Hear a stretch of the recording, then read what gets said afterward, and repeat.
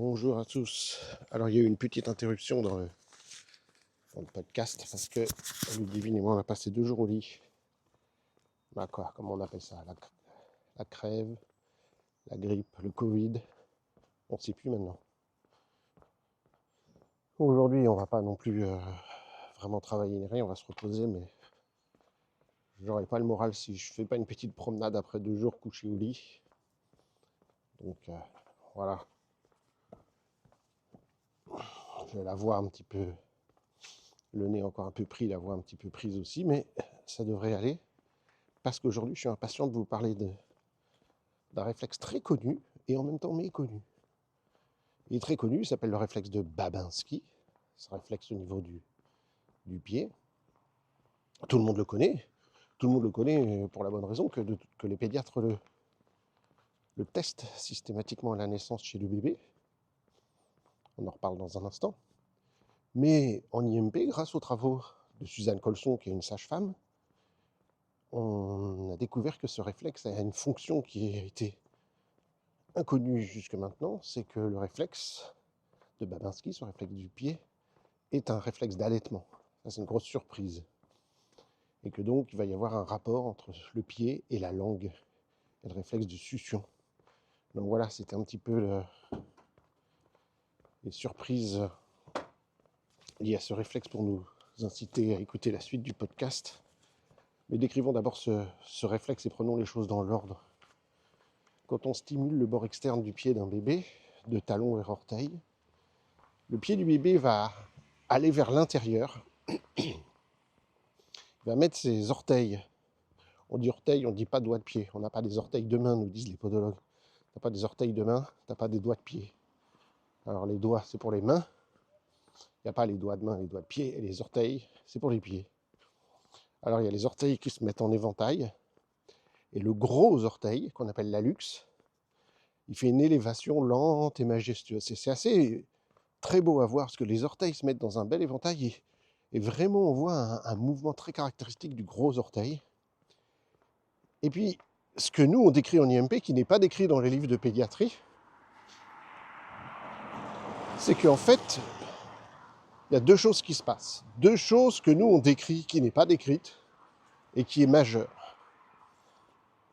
Ah bah oui, l'IMP, c'est une super approche. En intégration motrice primordiale, on a beaucoup d'observations, on a regardé les choses au-delà de ce qui se fait d'habitude, pour avoir une compréhension globale. Et c'est vraiment les travaux de Suzanne Colson dans la lignée de Brazelton, Brazelton qui était ce pédiatre.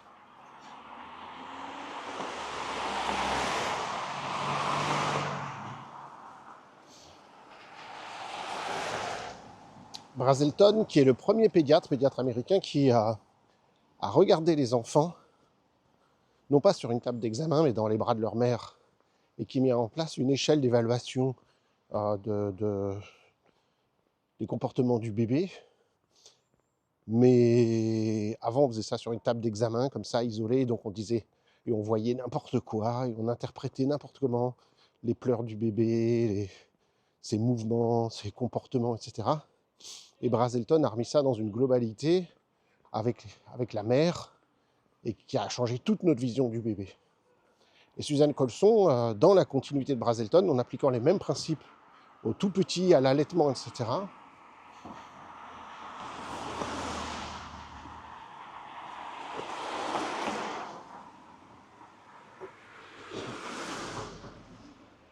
désolé pour les voitures.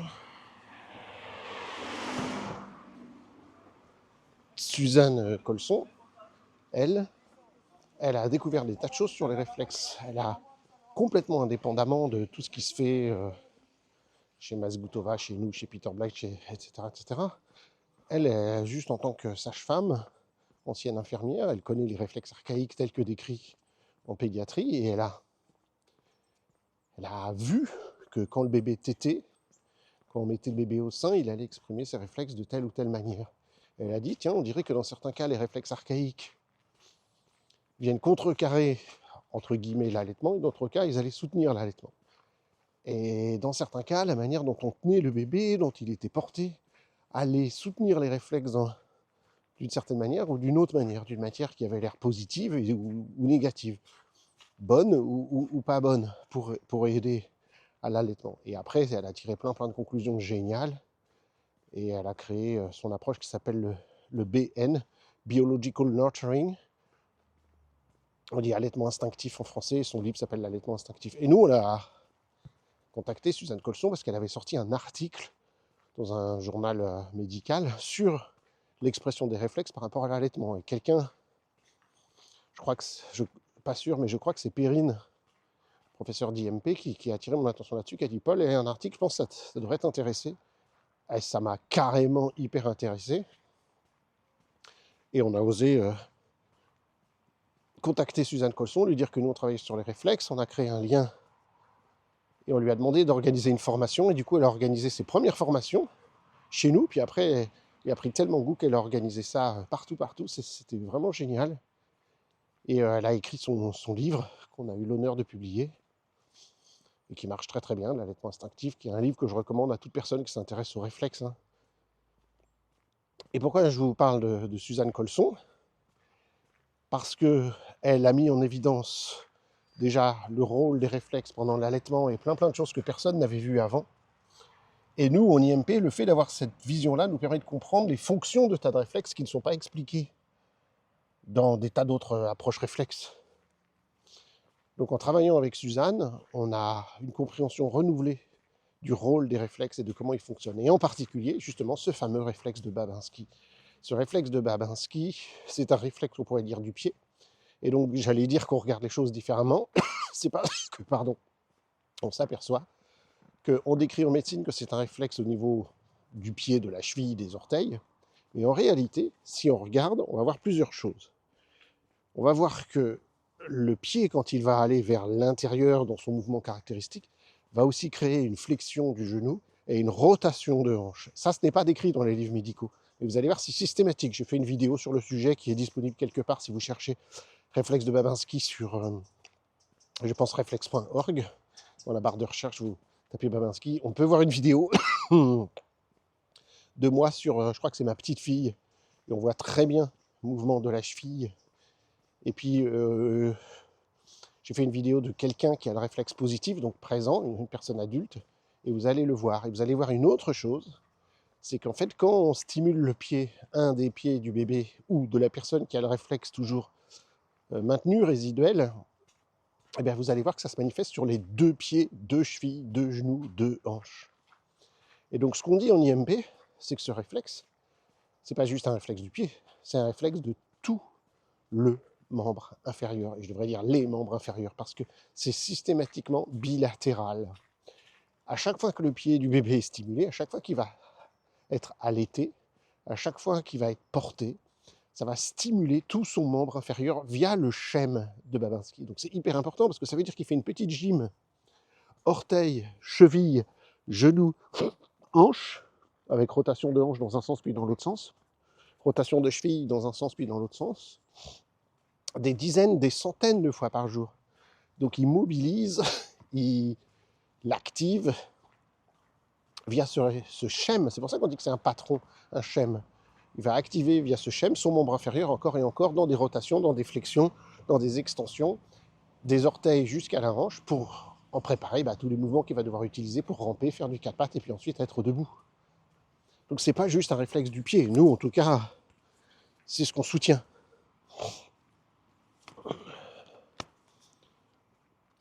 Alors, la zone précise qui stimule le Babinski, c'est une zone tactile qui est précisément le bord externe du pied.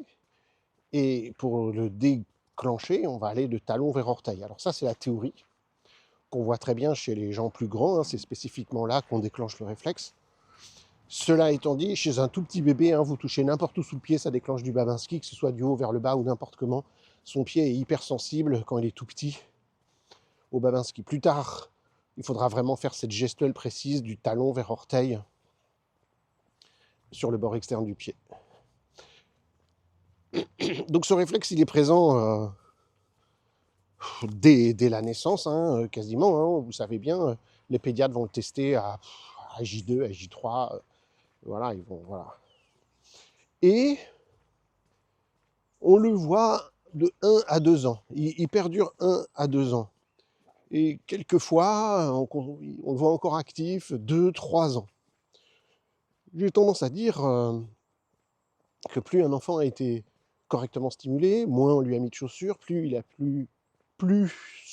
a pu aller au sol, ramper, faire du quatre pattes, grimper sans des chaussures, plus il va bien activer tout ça, et plus le réflexe lui permettra de passer à autre chose et d'activer les réflexes de vie, et il va sortir de ce réflexe-là tôt pour mettre en place de nouvelles stratégies. C'est pas un but en soi d'aller vite, hein.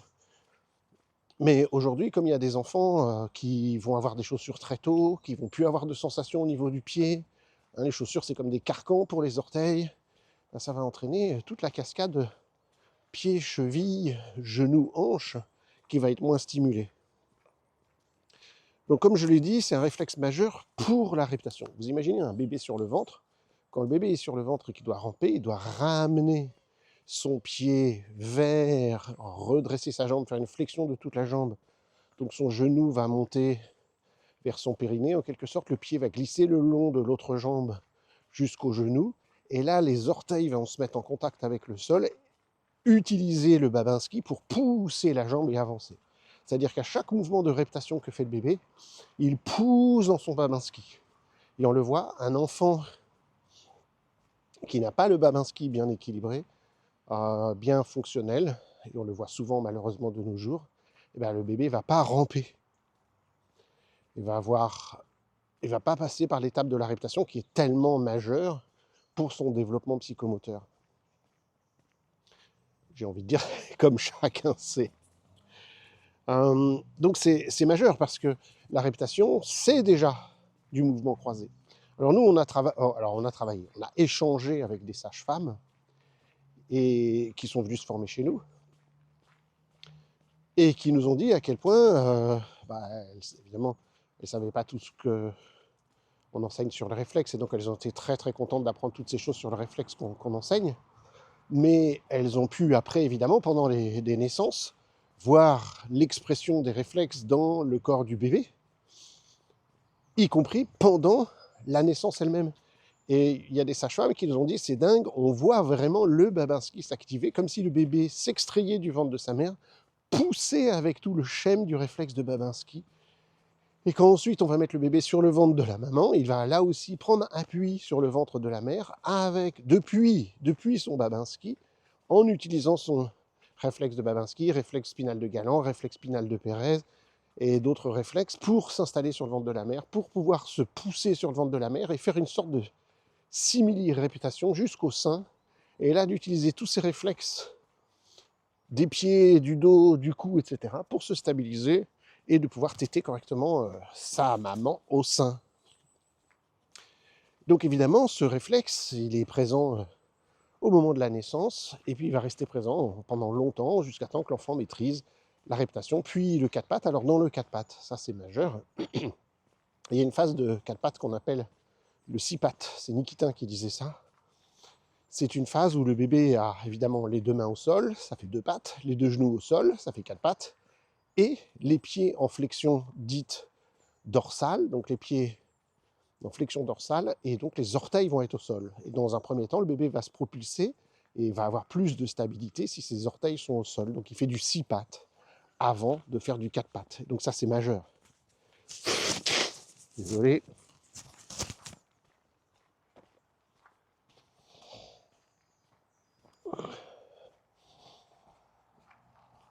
Alors, la surprise énorme, c'est que je suis en train de dire que ce réflexe a un rôle important dans ce qui est la réaptation, donc la latéralité, le mouvement croisé, la capacité à croiser la ligne médiane.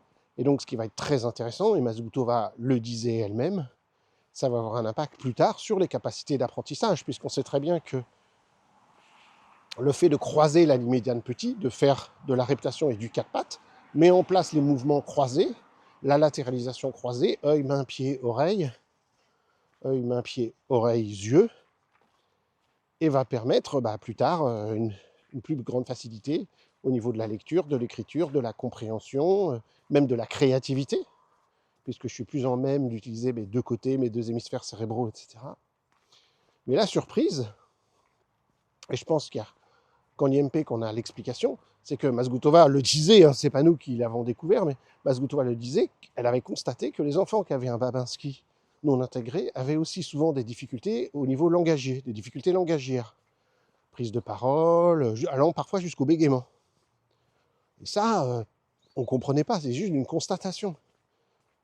Et nous, grâce aux travaux de Suzanne Colson, on peut l'expliquer très bien et on le voit, puisque, en fin de compte, comme je vous l'ai expliqué, pour téter, le bébé va devoir organiser son corps, des orteils, du Babinski, en passant par le dos, spinal de Galant, spinal de Pérez, des réflexes au niveau du cou, le RTL, etc., pour pouvoir sortir sa langue et utiliser son fouissement, succion, déglutition, etc. C'est-à-dire qu'il y a comme une chaîne, vous avez entendu parler des chaînes musculaires ou des chaînes myofaciales, des chaînes kinétiques, on aime bien les appeler.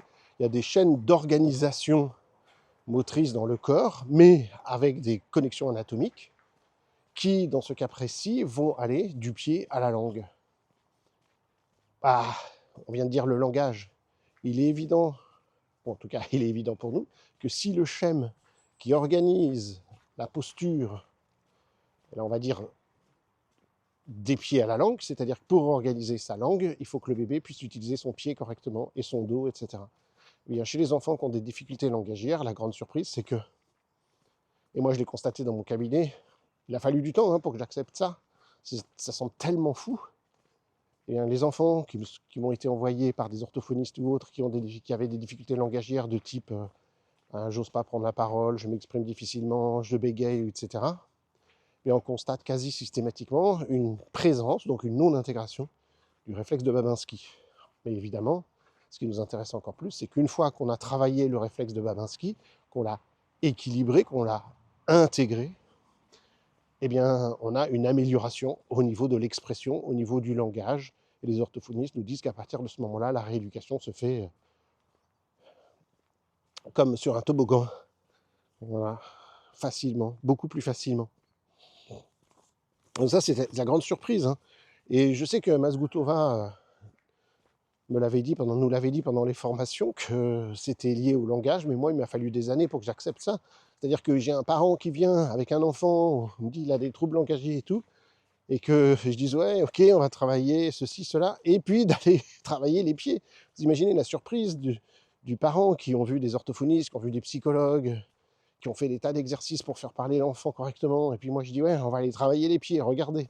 Et vous allez à la maison faire ce mouvement-là, et ça je l'enseignais, le travail de rééducation au niveau du pied, isométrique, aux parents, pour qu'ils puissent le faire 3-4 fois semaine avec leur enfant. Il faut, au départ, il faut une sacrée dose de foi pour faire ça. Les parents disent bah, attends, j'ai fait toutes ces méthodes-là. Lui, il me dit on va travailler le pied, ça va aider le langage. Évidemment, c'était difficile pour moi parce que je n'avais pas la compréhension qui permettait d'expliquer comment les deux étaient reliés. Et maintenant que j'ai cette compréhension, c'est beaucoup plus facile pour moi de l'expliquer aux parents. Et voilà. Mazgutova donnait une explication quand même que d'un point de vue des chaînes musculaires, on a une chaîne musculaire qui va du pied à la langue. C'est vrai, on avait cette explication-là de la chaîne musculaire. Mais il me fallait une explication fonctionnelle et elle se voit bien chez le bébé qui tète. Alors maintenant, ce réflexe peut se développer de manière, comme tout réflexe, d'ailleurs c'est une notion essentielle dans le travail sur le réflexe, c'est tout réflexe peut se développer et être hyperactif ou être hypoactif, c'est-à-dire que le bébé va le surutiliser ou le sous-utiliser. Pour quelle raison? C'est vaste d'expliquer toutes les causes de cela, mais c'est valable pour tous les réflexes. Le réflexe de Moreau peut être surutilisé, l'enfant panique en permanence au moindre mouvement, ou sous-utilisé, peut le manifester, le réflexe. Là, dans le Babinski, on peut avoir surutilisé, c'est-à-dire que le bébé en permanence, même s'il y a à peine un effleurage ou quoi, il va bouger son pied, comme si la zone du pied devenait une gêne et qu'il fallait qu'il bouge en permanence. Il y a une exacerbation de la zone tactile du pied qui entraîne un réflexe qui s'active en permanence. Donc le pied qui rentre dedans. Et il peut y avoir une sous-activation, c'est-à-dire qu'il faut vraiment frotter fort pour que le réflexe s'active. Et donc, il y a une sous-activation. Alors, c'est très important parce que il faut savoir que les bébés, à la naissance, ils ont les pieds plats. C'est normal, parce qu'il va falloir renforcer un certain nombre de muscles, tout comme ils ont la colonne vertébrale qui est en C. Ils n'ont pas les 3 courbures de la colonne vertébrale comme nous. Il faut qu'ils soient soumis à la gravité, il faut qu'un certain nombre de réflexes s'expriment. Il va falloir qu'ils se verticalisent pour que toutes justement ces chaînes myofaciales, ces chaînes musculaires s'activent et qu'un certain nombre de muscles s'activent qui vont créer la voûte plantaire d'une part, qui vont créer les courbures que nous connaissons bien, les lordoses et les syphoses de la colonne vertébrale.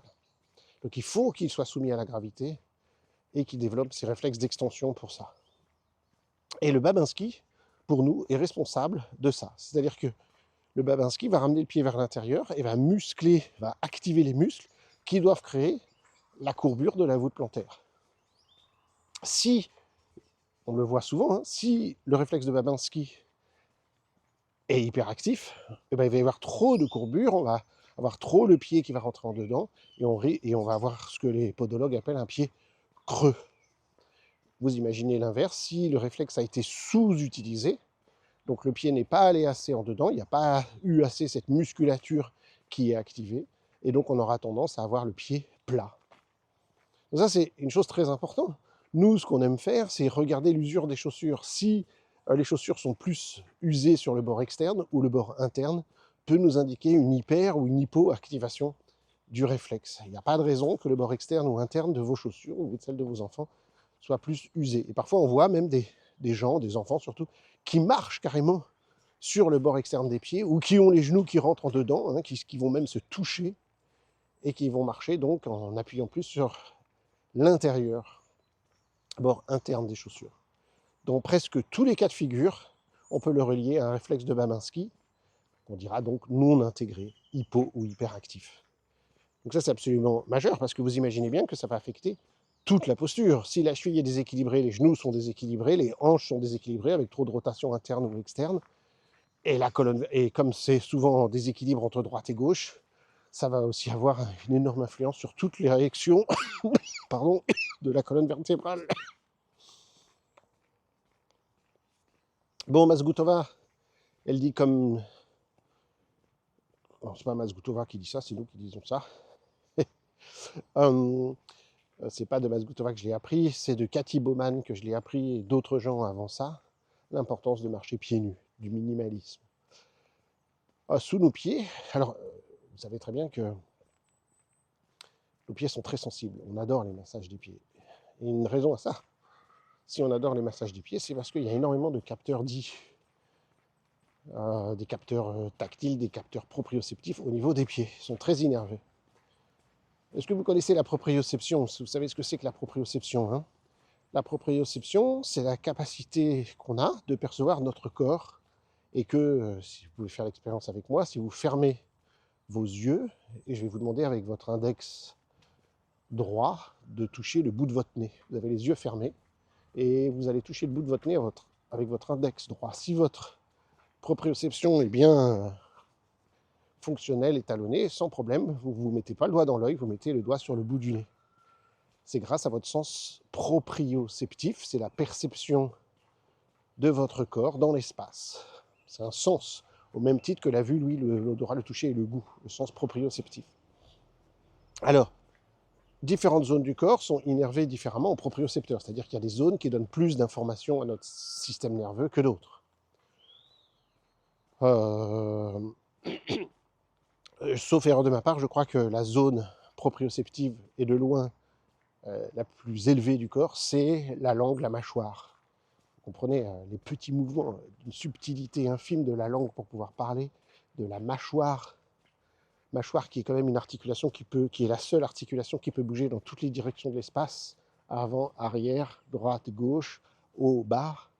Oui, la mâchoire, c'est l'articulation la plus mobile du corps. Il y en a qui disent, mais non, le bras, je peux faire des moulinets avec le bras. Ah non, il y a 3 articulations au niveau du bras. Clavicule, omoplate, humérus, c'est 3 articulations pour pouvoir faire ce mouvement du bras. Alors que la mâchoire, c'est l'articulation temporomandibulaire, c'est une seule articulation. C'est donc l'articulation la plus mobile du corps humain. Et donc, c'est pas étonnant que ce soit l'articulation la plus innervée en propriocepteur. D'où l'importance extrême des réflexes du visage et de tout un tas d'autres choses. Mais là, il me faudrait plusieurs épisodes de podcast entier pour expliquer tout ça. Donc, zone numéro 1, c'est la mâchoire. Zone numéro 2, c'est les pieds. Voilà. Et il y aura le système visuel, mais le système visuel, ce n'est pas la proprioception, c'est un autre sens qui nous informe sur la posture et qui va travailler, en fait, vont travailler pour pouvoir tenir debout en équilibre, 3 sens majeurs, le système vestibulaire dans l'oreille interne, le système visuel, plus le système proprioceptif. Dans le système proprioceptif, il y a des zones plus innervées qui donnent plus d'informations que d'autres zones pour notre posture, pour savoir où on est dans l'espace. 1, la mâchoire, 2, les pieds. Et puis les hanches, etc. Évidemment, il y a des propriocepteurs dans tout le corps. Mais là, je vous parle de zones qui sont plus innervées. Sachant que là où le muscle qui contient le plus de propriocepteurs, juste pour info, c'est les muscles sous-occipitaux, les minuscules muscles qui sont sous l'occiput. C'est pourquoi un des réflexes les plus importants pour la posture, c'est le réflexe de redressement de la tête oculaire et labyrinthique, puisque c'est à partir de ces petits muscles du cou que toute la posture va pouvoir s'organiser. Mais il faut bien qu'il y ait une organisation en haut, c'est les muscles sous-occipitaux, et une organisation en bas qui va communiquer, c'est les muscles des pieds, c'est les informations au niveau des pieds. Donc plus on donne d'informations au niveau du pied, comme dirait Cathy Baumann, la célèbre biomécanicienne, plus on donne de vitamines motrices à nos pieds, plus tout mon corps va avoir des informations proprioceptives. C'est-à-dire que nos pieds ils sont sensibles parce qu'ils sont censés être en contact avec la terre. On est censé avoir du chaud, du froid, du lisse, du dur. On est censé avoir des tonnes de textures sous nos pieds, des creux, des bosses, des aspérités. Là, je suis en train de marcher. Alors, aujourd'hui, c'est une exception. Je ne suis pas pieds nus. Je suis tout le temps pieds nus, même si là, il fait 3 degrés. Je viens de passer 2 jours au lit. J'ai encore un petit résidu de crève. Donc, on ne fait pas le mariole dans ces cas-là. Je ne suis pas particulièrement robuste. Donc là, je suis un peu plus couvert que d'habitude. J'ai un bonnet, j'ai une écharpe. D'habitude, j'ai pas de bonnet, j'ai pas d'écharpe. Et j'ai mis des chaussures. Alors, ce sont des chaussures minimalistes. Donc, j'ai toutes les sensations. Je sens la moindre chose sous mes pieds. Ce sont des semelles qui sont particulièrement souples et dites proprioceptives qui me font sentir tout ce qu'il y a sous mes pieds. Donc, j'ai pas mal d'informations. Mais par contre, je suis protégé du froid. Donc là, j'ai bien chaud dans mes chaussures. Et c'est bien parce que je suis encore un petit peu malade. Mais j'ai plein d'informations. Alors maintenant, je pourrais avoir ces fameuses chaussures minimalistes, mais marcher sur du béton, sur des trottoirs. Voilà, ce serait toujours du plat, du plat, du plat, du plat, sans information. Et c'est ce qu'on a fait, on a aplani partout les chemins. S'il y a des bosses et des creux, on va râler auprès de la mairie. Il y a des creux et des bosses dans le trottoir, c'est dangereux, et tout et tout. Ce qui est vrai, parce qu'on ne s'attend pas à ce qui est ça. Mais tandis que quand je vais marcher dans la nature, pas dans un chemin, mais imaginez marcher dans la forêt, pas dans le chemin, il y a des creux, il y a des bosses, ça glisse. C'est ça qu'on a fait pendant des millions d'années, depuis l'invention de la bipédie. Et donc nos pieds sont hyper stimulés. À ce moment-là, ils envoient des millions d'informations à notre système nerveux qui va organiser tout le corps. Et donc ça rend chaque articulation du corps plus à même de réagir et de jouer son rôle. Si on inhibe toutes ces informations au niveau du pied, eh bien la cheville va compenser, les genoux vont compenser, le dos va compenser, et faire un travail d'abord qu'ils n'arrivent pas à anticiper parce qu'ils n'ont pas assez d'informations, et faire un travail qu'ils ne sont pas censés faire. Donc il n'y a pas la bonne anticipation, il n'y a pas la bonne organisation motrice, et du coup, qu'est-ce qui va se passer? On va avoir mal aux genoux, on va avoir mal aux hanches, on va avoir mal au dos, et personne ne fait le lien avec les pieds. Une énorme proportion de gens qui ont des douleurs de dos, s'ils se mettent à rééduquer leurs pieds, à marcher en minimaliste, à se débarrasser de leurs chaussures carcans qui bousillent leurs pieds, etc., iront beaucoup mieux au niveau du dos, et il y a plusieurs études qui ont mis ça en évidence. Et donc, l'idéal, c'est d'être pieds nus, mais bon, pour des raisons sociales, c'est pas toujours acceptable. Et puis, il faut aussi se protéger le pied des éventuels dangers qu'il peut y avoir dans l'environnement. Donc, voilà. Donc, la chaussure la plus minimaliste possible va protéger tout un tas de choses au niveau du système proprioceptif et au niveau du réflexe de Babinski. Et on voit que c'est toute l'organisation de la posture qui va donc être affectée.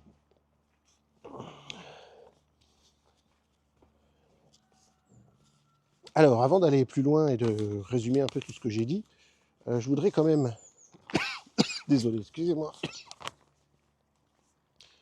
vous dire que ce réflexe de Babinski, il peut être testé par les neurologues aussi, plus tard, chez les adultes. Mais c'est là que ça nous permet de comprendre que ce qu'on fait n'a rien à voir avec ce qui est fait en médecine. En médecine, ils vont rechercher ce qu'on appelle le signe de Babinski. C'est-à-dire que, évidemment, chez un adulte, en utilisant un stylet, alors c'est assez désagréable, hein, en utilisant un stylet, le médecin va frotter vigoureusement sous le pied, et cela doit créer chez l'adulte une flexion des orteils. C'est un réflexe.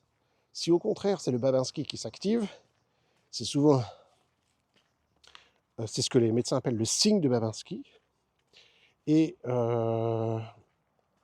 ça indique une atteinte des voies neurologiques qui relient. Là, je suis en train de vous lire, j'avais imprimé ça. Ben oui, moi je fais pas ça, hein, je suis pas docteur. Qui relie le cortex moteur aux motoneurones supérieurs, qu'on appelle les voies pyramidales. Et souvent, c'est une des premières manifestations d'une atteinte des voies pyramidales, ce réflexe, ce signe de Babinski. On le voit par exemple sur les gens qui ont eu un accident de décompression en plongée, et ils sont remontés trop vite. Et donc, ça permet de voir s'il y a eu des atteintes à ce niveau-là, au niveau des voies pyramidales. Donc évidemment, vous comprenez qu'il y a une différence entre le médecin qui prend un stylet, qui va vigoureusement frotter sous le pied nu et créer une réaction qui est désagréable et qui est ce qu'on veut et qui est bien, qui va créer un réflexe de flexion des orteils, et que si on a le Babinski, ça nous indique qu'il y a une atteinte neurologique. Et ce que nous faisons, nous, qui est d'aller, non pas frotter au milieu du pied de manière forte, mais d'aller remonter les doigts de talon à orteil sur le bord externe du pied avec une pression très douce et modérée. Parce que ce que nous cherchons, nous, ce n'est absolument pas le signe de Babinski. Ce que nous cherchons, nous, c'est s'il y a une immaturité, une persistance du réflexe du nouveau-né de Babinski, ce qui est très différent. Donc ça ne s'observe pas de la même manière, on n'en tire pas du tout les mêmes conclusions, vous vous en doutez bien. Alors, en IMP, vous le savez, une particularité que nous avons, c'est de dire que là, ce que je viens de décrire, en quelque sorte, bon, c'est un peu plus que ça, mais c'est le réflexe de Babinski chez le bébé. Voilà, chez le bébé, quand on frotte le pied de talon à orteil sur le bord externe, on a ce mouvement caractéristique des deux pieds vers l'intérieur, des chevilles, des orteils, l'élévation lente et majestueuse de l'hallux, les genoux qui fléchissent, rotation interne, puis externe, bref, au niveau des hanches. Donc on a une réaction caractéristique qu'on appelle un réflexe. Pourquoi c'est un réflexe? Parce que le même stimulus va entraîner à chaque fois la même cascade d'événements. Donc c'est réflexe. La personne n'a absolument pas fait exprès. D'ailleurs, vous pouvez faire ça avec un bébé endormi, vous aurez le Babinski. Hein. Donc vous voyez, c'est absolument pas volontaire. C'est un réflexe, encore et encore et encore. Ce que nous disons, nous, en IMP, c'est que ces réflexes servent de base, sont un schème qui sert de base à plein de choses. On vient de le dire, ce réflexe va servir de base pour mettre en place la posture pour téter.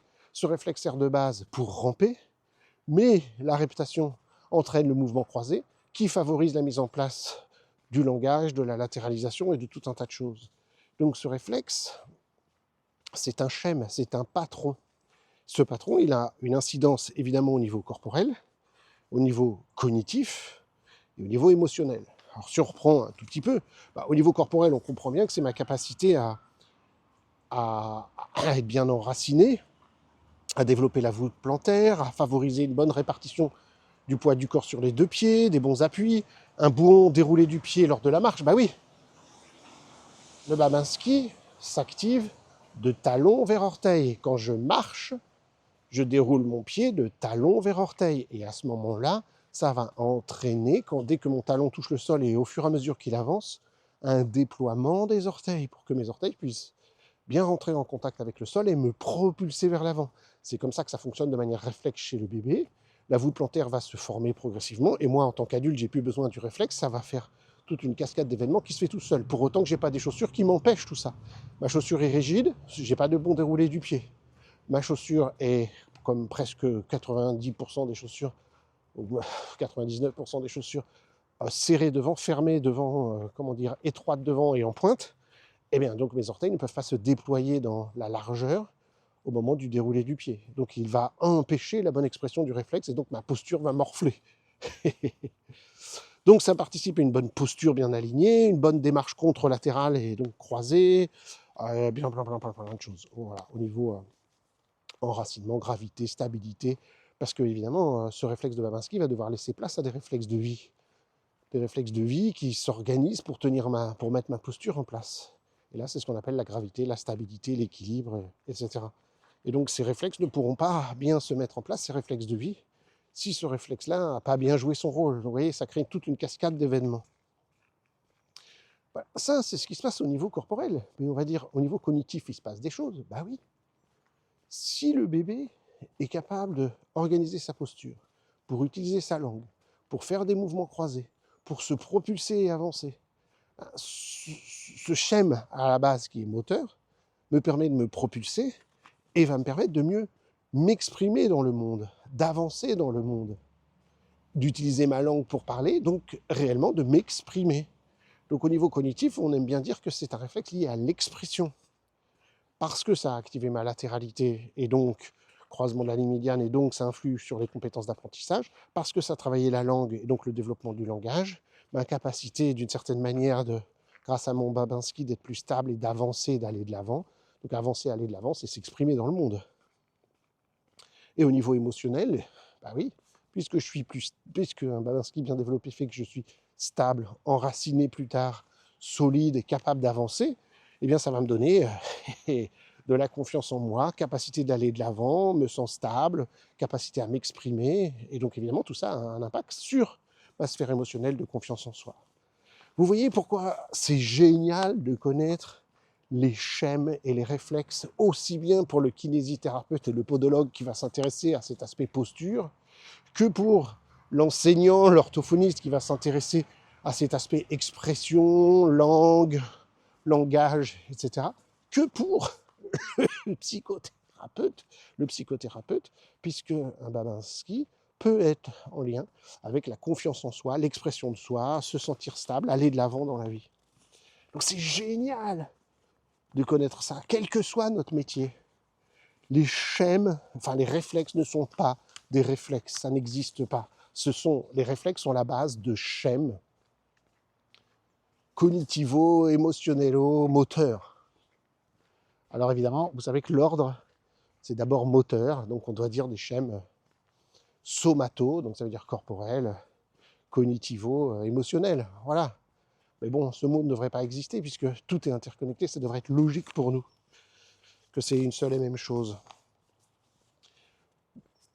Donc, ça, c'est les bases à savoir sur le réflexe. Mais donc, évidemment, on se doute bien que si ce réflexe n'est pas intégré, il y a plein de choses qui peuvent se passer, depuis le fait que l'enfant est hyper chatouillé ou sensible des pieds, qu'il a, je l'ai déjà dit, les chaussures usées de manière inégale.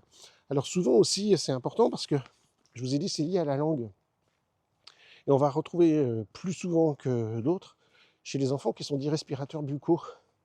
Donc les enfants qui respirent par la bouche. Et ça, c'est interdit. On respire que par le nez si on veut former correctement son crâne, son palais, son langage, sa santé, son oxygénation, etc. Donc ça, c'est un signe de toute façon. Si un enfant respirateur buccal, il faut une prise en charge absolue. Kiné, orthophoniste, ostéopathe, rééducation, oromyofaciale, réflexe archaïque. Il va falloir travailler. Parce que vous comprenez bien que la langue va être basse. Le lien entre Babinski et la langue. Donc on va trouver le réflexe de Babinski impliqué. Là, je suis en train de dire qu'est-ce qu'il y a écrit dans notre manuel de cours. Oui, il y a écrit que on va retrouver beaucoup de difficultés au niveau langagière, des troubles de l'oralité, une respiration buccale, et évidemment par boule de billard, si je puis dire, effet boule de billard, des réflexes du visage non intégrés. C'est-à-dire que en IMP, on étudie les réflexes du visage, succion, déglutition, mastication, paume-bouche de Babkin, et on a une trentaine de réflexes du visage. Les réflexes des yeux, les réflexes de la mâchoire, de la bouche, etc. Quasiment systématiquement, à chaque fois que les réflexes du visage sont non intégrés, on trouve un réflexe de Babinski. Vous voyez comment tout est lié? Donc il va falloir travailler, bien sûr, les réflexes du visage et on va s'en occuper. On a des protocoles spécifiques pour ça et on va regarder la succion, la déglutition, le fouissement, les réflexes au niveau des yeux, de la mâchoire, de la langue, etc. Il va falloir s'en occuper.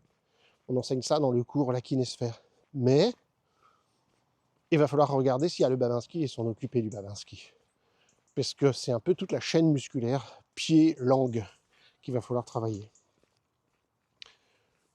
Alors, si vous constatez un enfant qui aurait un Babinski non intégré, et il doit aller à l'école, en attendant que ce réflexe soit travaillé, comme on va le proposer en IMP, avec du travail isométrique, du travail tactile, du travail proprioceptif, avec différents mouvements, remodelages et autres, ça peut mettre quelques semaines. En attendant, c'est bien d'avoir des petits conseils. Vous voyez, si l'enfant est assis en classe, c'est s'assurer qu'il a une chaise qui est bien à sa taille. Sinon, on peut mettre peut-être une petite boîte sous ses pieds pour que ses pieds soient bien à plat sur le sol, que soit il soit pieds nus cet enfant le plus possible. S'il fait un peu froid à la maison ou que c'est du carrelage ou quoi, vous lui achetez des chaussettes antidérapantes, mais pas des gros chaussons, pas de chaussures à la maison, et pas des chaussettes lisses non plus, sinon il va glisser. Ce ne sera pas une bonne chose.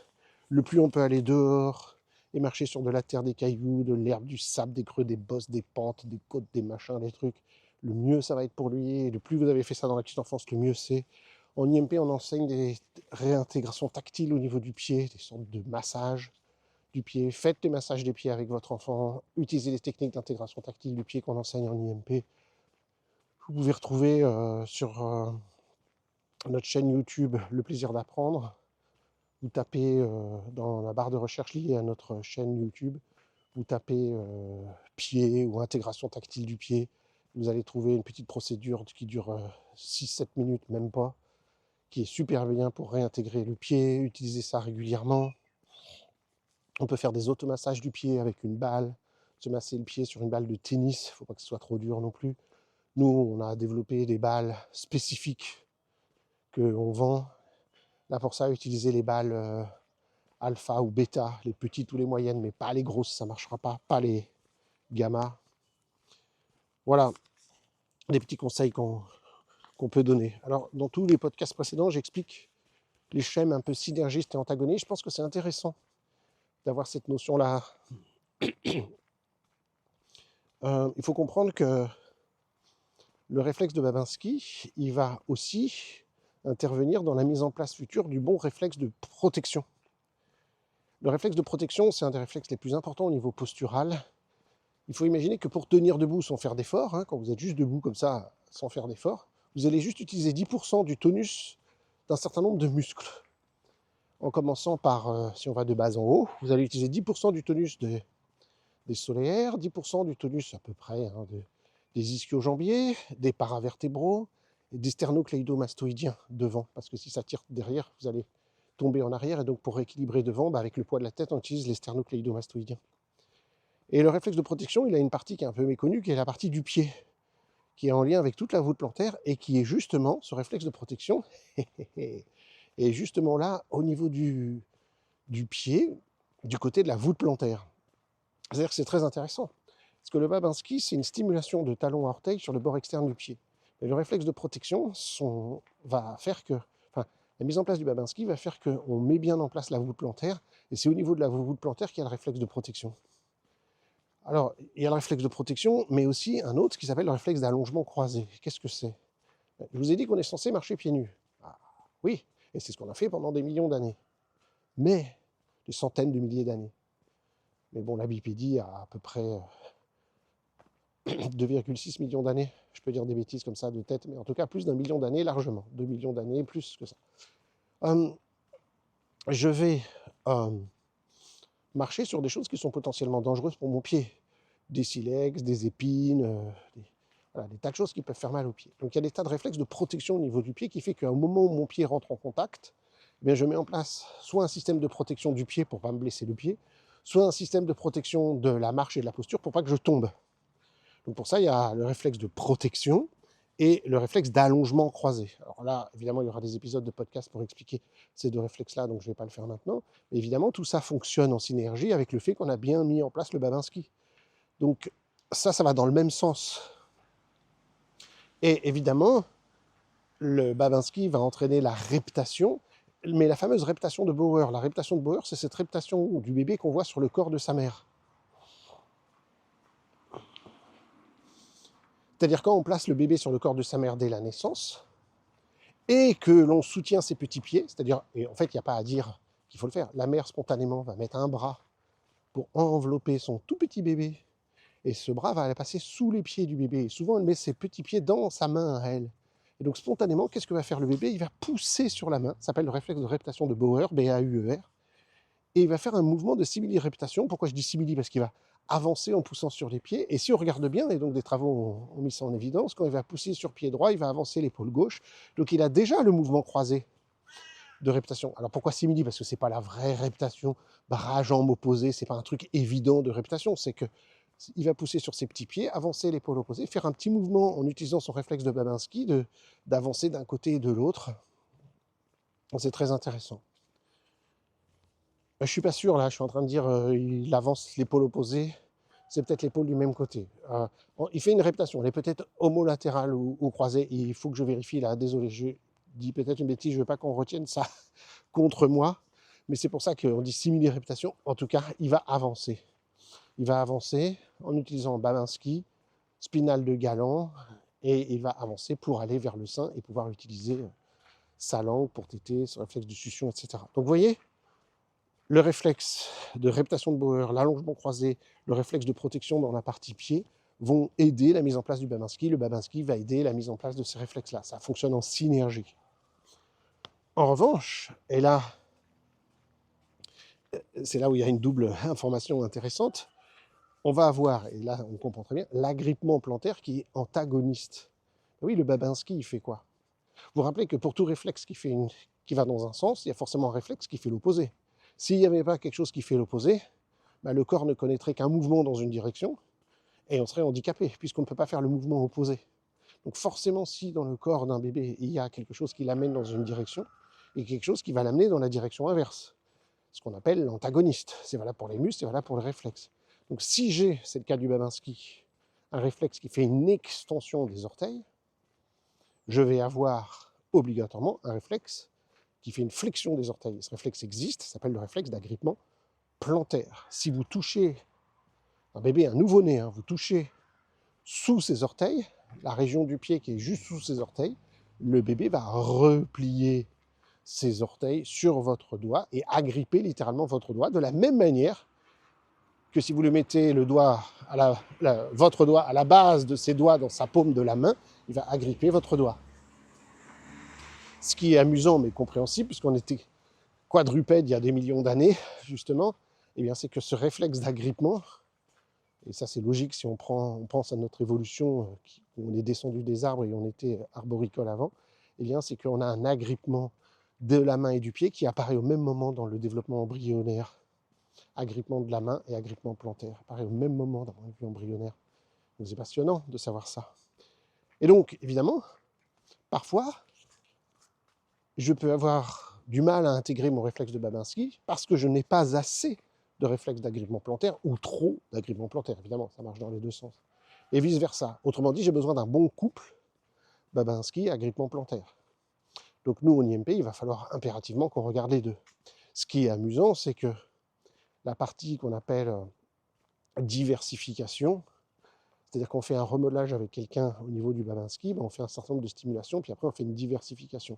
C'est-à-dire qu'on fait quelque chose qui est pas lié au réflexe. Donc la diversification de l'un et le remodelage de l'autre, comme ils sont antagonistes.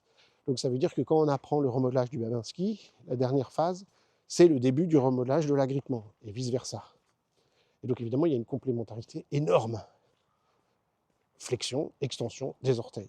Donc ça, c'est très important, parce que je vous ai dit qu'il fallait regarder ce réflexe au niveau langagier, enfin quand il y a des choses qui se passent au niveau de la sphère orale, langage, langue, etc. Donc évidemment, je vais regarder le Babinski, mais dans le cas où je veux intégrer le réflexe de Babinski, il faut penser à regarder l'agrippement plantaire. Parce que parfois, c'est ça la difficulté. Et l'agrippement plantaire, je ferai un podcast dessus, mais en gros, c'est lui qui permet la mise en place de la course à pied quand il va s'inhiber, qui est une des caractéristiques humaines, la capacité à courir longtemps. Voilà, alors, si vous regardez dans nos manuels de cours, vous verrez que on dit que comme schème antagoniste, on a aussi le réflexe de protection. Et je viens de dire que c'est fait partie de schème synergiste. Alors, il est synergiste ou antagoniste? Bah oui, parce que le réflexe de protection, ça va dépendre si mon Babinski aurait tendance à être hypo ou hyper, et mon réflexe de protection va chercher à m'équilibrer vers l'avant et vers l'arrière. Donc il y a une expression du réflexe de protection qui va créer ce que Denison appelait la surfocalisation. Je vais trop vers l'avant, et une partie du réflexe de protection qui est je vais plus vers l'arrière, selon que c'est l'attaque ou la fuite. Et donc évidemment, dans certains cas, le réflexe de protection va être agoniste, et dans d'autres cas, antagoniste au Babinski. Donc ça, c'est important comme notion, de savoir que dans certains cas, le réflexe de protection va dans le sens du Babinski, dans le sens inverse. Je vous rappelle que le réflexe de protection, malgré son nom, c'est un réflexe de vie.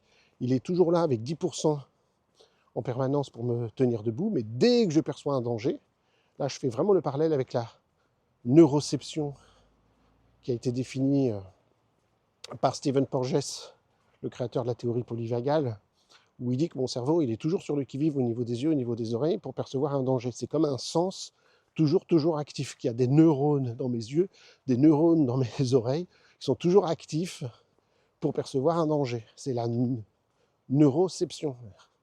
C'est pas dans ma conscience, hein. Et ça va réagir avant que j'ai pris conscience. Heureusement, hein. On a besoin de ça pour tous les réflexes, hein. J'ai fait un podcast sur le réflexe de soutien des mains. Si je tombe, je mets les mains. J'ai mis les mains avant de m'en rendre compte. C'est grâce à ma neuroception qui m'a fait prendre conscience du fait que je tombais, et le sol se rapproche vite, et j'ai mis les mains. Et là, on est au niveau du réflexe encore. Donc tout ça, ces réflexes, c'est au-delà de ma conscience. Bien, mon réflexe de protection, il me permet de tenir debout en équilibre entre avant et arrière. Et selon que mon cerveau a perçu un danger et que la conclusion qu'il en tire, c'est attaque ou enfuit, et je vais plus aller sur l'avant-pied et entraîner la fuite avec la peur, ou je vais plus aller sur l'arrière-pied pour la stabilité. Pardon, je suis en train de dire l'inverse. Je vais aller vers l'avant pour attaquer, et je vais aller vers l'arrière pour la fuite, pour le retrait et pour la fuite. Donc, ça va être absolument majeur d'avoir ce lien entre Babinski et réflexe de protection, parce que ça veut dire qu'un réflexe de Babinski mal intégré crée de mauvaises réactions face au stress, face au danger plus tard. Soit une mauvaise interprétation du danger, parce que je suis plus sur ma posture arrière ou ma posture antérieure.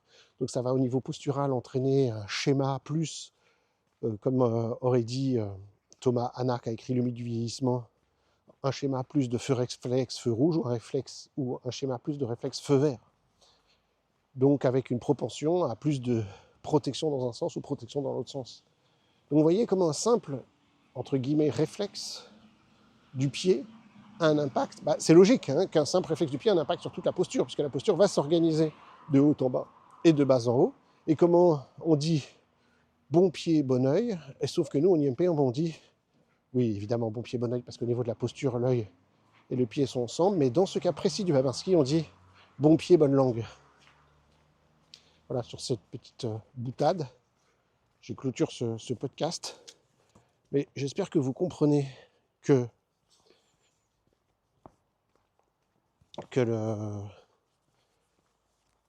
les réflexes ne sont pas juste des réflexes, ce sont des schèmes qui ont des impacts à plein de niveaux. Alors j'ai oublié de vous dire, excusez-moi, j'ai dit que je clôture, c'est toujours comme ça, que évidemment le bébé, c'est pas un jour il a le Babinski présent, puis le lendemain matin il se réveille un jour et puis paf, il n'a plus le Babinski présent. Comme pour tous les réflexes, il y a différentes étapes. Ça, c'est vraiment, encore une fois, le génie de Mazgutova, d'avoir théorisé ça, et puis surtout d'avoir observé ça, de dire, en fin de compte, le Babinski d'un bébé qui vient de naître n'est pas le même qu'un Babinski d'un bébé de 1 mois, de 3 mois, de 6 mois, de 1 an. Il va s'exprimer différemment, et surtout, il va s'organiser avec d'autres schèmes, avec d'autres réflexes, archaïques, puis de vie. Donc évidemment, par exemple, au stade précoce du Babinski, je vous ai dit qu'on frotte un pied, les deux réagissent. Ça, c'est vraiment le stade le plus précoce. Mais un peu plus tard, le bébé il va réagir que du côté où vous stimulez. C'est-à-dire qu'il y a eu une différenciation entre droite et gauche au niveau de son cerveau, de son système nerveux. Et puis ensuite, il va y avoir une réaction différente avec, je vous ai dit, la rotation du pied, la cheville, le genou, la hanche, qu'on va voir un peu plus tard, qu'on ne verra pas dès la naissance, mais qu'on verra un peu plus tard. Et puis il va y avoir un lien entre le Babinski et le réflexe amphibien. Le réflexe amphibien qui est un réflexe de vie majeur qui crée une flexion de hanche qui est indispensable pour pouvoir ramper. Donc à un premier moment, le Babinski n'implique pas l'amphibien, mais plus tard, évidemment, quand il va ramper, ça va impliquer l'amphibien. Quand je vous ai parlé de la réputation de Bauer sur le ventre de la mère, là, on ne voit pas d'amphibien, il n'est pas là. Donc le bébé, il se tortille sur le ventre.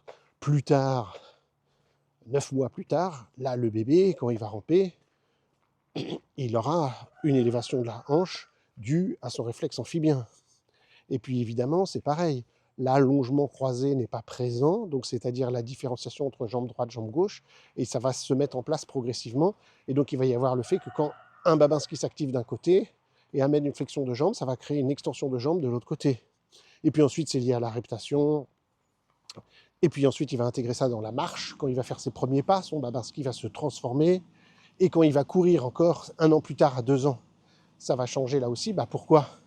Je vous ai dit, parce que là, il y a le réflexe d'agrippement qui va être complètement inhibé, et à ce moment-là, le Babinski va changer complètement son fonctionnement.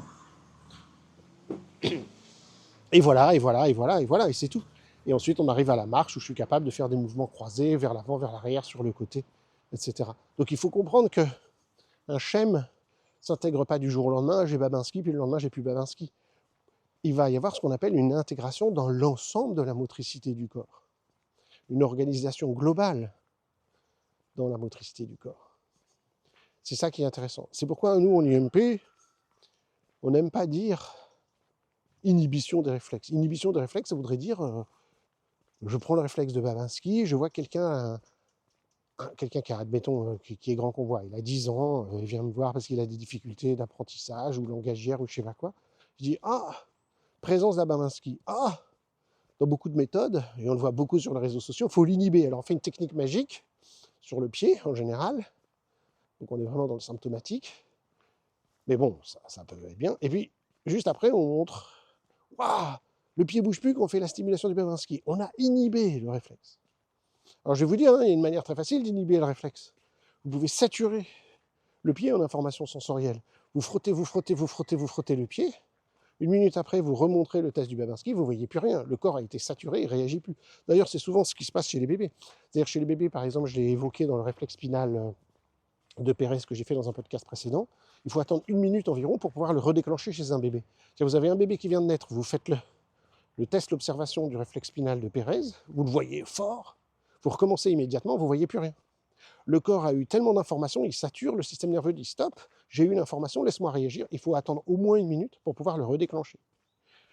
Est-ce que je peux dire que j'ai activé le Pérez, 10 secondes après, je refais le truc, je ne vois rien, dire je l'ai inhibé. Non, je ne l'ai pas inhibé.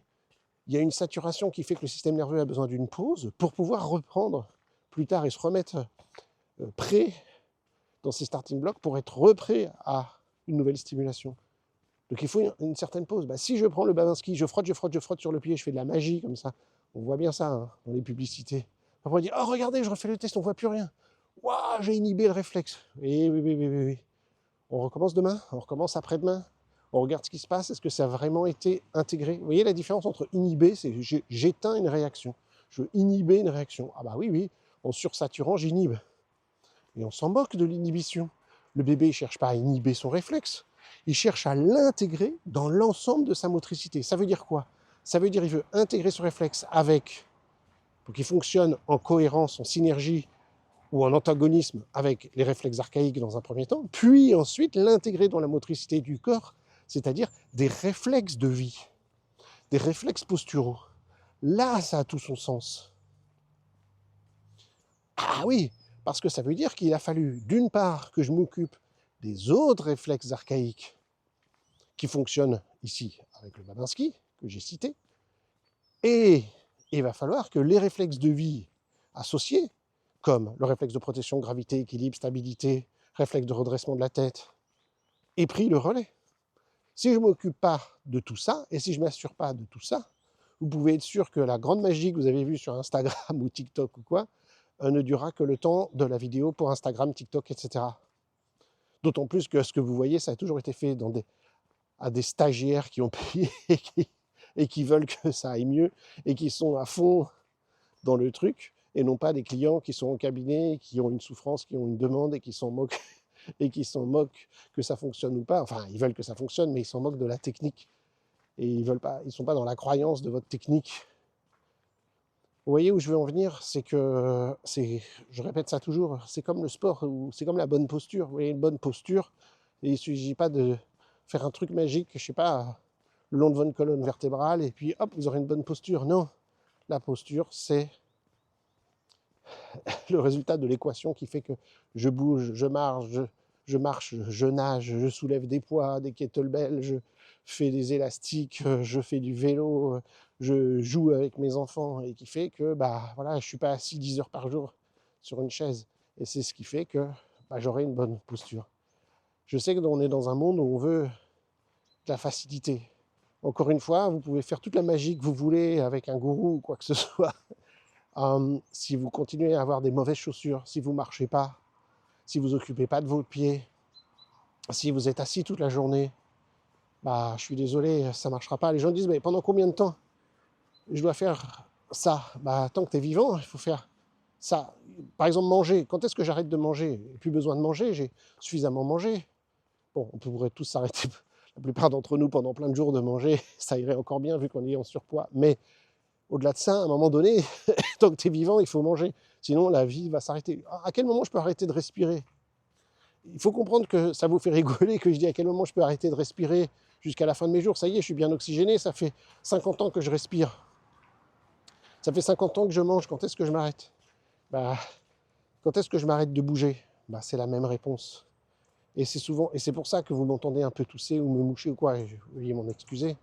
C'est que chaque jour passé au lit, c'est mauvais pour nous.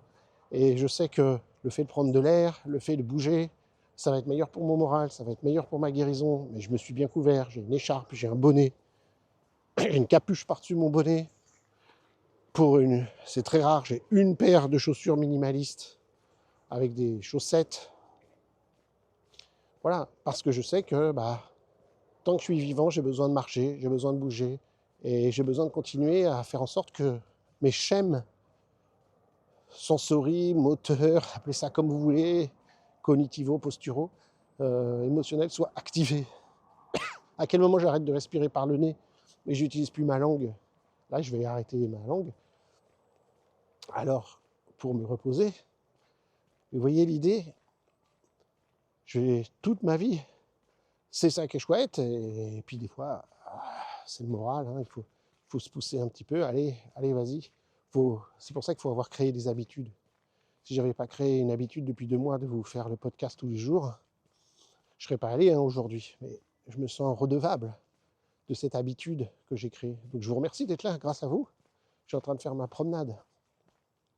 Donc voilà, allez, je m'arrête, j'ai plus rien à dire d'intéressant, mais le réflexe de Babinski, pour moi, c'est un réflexe fondamental au niveau postural, au niveau cognitif, au niveau émotionnel, pour moi, c'était la grande découverte de savoir que bon pied, bonne langue, qu'il y avait cette connexion-là. Oui, anatomiquement, ça se justifie via les chaînes musculaires, mais oui, fonctionnellement, ça se justifie quand on voit le bébé au sein.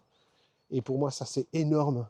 Vous ne pouvez pas savoir, il m'a fallu peut-être 5 ans avant que j'accepte ça. C'est-à-dire que 5 ans entre le moment où Masgoutova m'a enseigné le fait que, Paul, tu sais que le Babinski, il est en lien avec les troubles langagiers et qu'il faut s'en occuper, et que moi qui ne pouvais pas comprendre comment ça marchait, pour que j'accepte, parce qu'avec les enfants, du coup, je travaillais sur la latéralité, sur les yeux, sur les oreilles. Ils ont des difficultés langagières, sur carrément le visage.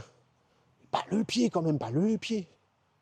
Mais j'observais de plus en plus chez les enfants qui venaient me voir avec des difficultés langagières dans mon cabinet que le Babinski était positif, c'est-à-dire présent et non intégré encore et encore. Et donc progressivement, j'ai commencé à faire des remodelages au niveau du pied, et parallèlement avec tout le reste. Évidemment, ça ne veut pas dire que j'ai arrêté de faire la latéralité, le visage et tout le reste, mais à partir du moment où j'ai intégré cette notion-là, et que je n'avais plus peur de l'expliquer au niveau des parents, encore une fois, c'est tellement bizarre, les parents ont vu les orthophonistes pour des difficultés langagières et nous dit on va travailler le pied. Vous comprenez que ça peut être difficile à expliquer, mais que j'ai eu la bonne compréhension des choses anatomiques et fonctionnelles et que j'ai pu expliquer ça aux parents. Je n'avais plus peur de leur montrer comment activer les pieds de leur enfant et leur réflexe de Babinski. Et ça a tout changé dans mon cabinet d'avoir ça. Et du coup, encore plus de bons liens avec mes amis IES orthophoniste avec lequel j'ai travaillé toute ma carrière, et évidemment psychomotricienne qui nous envoie du monde parce qu'elle travaille avec le handicap. Et là, il y a des troubles au niveau langagier, on a des langues basses, on a du bavage, on a évidemment de la respiration buccale. Donc voilà. Évidemment, ce que je suis en train de dire, le travail avec l'IMP ne se substitue pas, mais ça apporte un socle pour le travail de rééducation oromyofaciale, pour la thérapie oromyofaciale, pour la rééducation orthophonique, pour la rééducation du kiné, etc., etc. Et évidemment, nous, on va travailler avec les thérapeutes manuels. Hein, je répète à chaque épisode, hein, mais on va travailler avec les thérapeutes manuels pour vérifier déjà toutes les tensions au niveau du crâne, au niveau de la mâchoire, au niveau de la langue, et puis évidemment dans le cas du Babinski, éventuellement au niveau de la cheville, au niveau des orteils, au niveau du pied, au niveau du genou, au niveau de la hanche. Évidemment, s'il y a des restrictions corporelles, fonctionnelles, structurelles, nous, on sera limité dans notre travail. Donc vous voyez, c'est toujours une synergie avec tous les étages de la pyramide. Et j'ai eu beaucoup de chance dans ma carrière d'avoir quelques médecins qui comprenaient ce qu'on faisait et qui nous envoyaient du monde et qui m'envoyaient du monde. Bon, après, ces médecins, ils ont pris leur retraite, etc. Et voilà, mais j'ai travaillé avec des médecins, des kinés, des ostéos, des orthophonistes et tout. Et vraiment, cette synergie, ça fait plaisir. Cette complémentarité. Merci beaucoup, je vous souhaite une très, très bonne journée. Et désolé si mon discours était un peu plus erratique que d'habitude, mais c'est vrai que j'ai encore un petit peu de fièvre, de fatigue, qui a peut-être affecté mon cerveau, mais je voulais absolument vous parler de ce réflexe passionnant que j'avais prévu depuis quelques jours, et puis voilà, ça s'est fait comme ça, que j'ai passé 2 jours au lit. Et demain, j'ai un autre réflexe passionnant dans la continuité de celui-ci dont je vais vous parler. Je vous souhaite une bonne journée, à bientôt.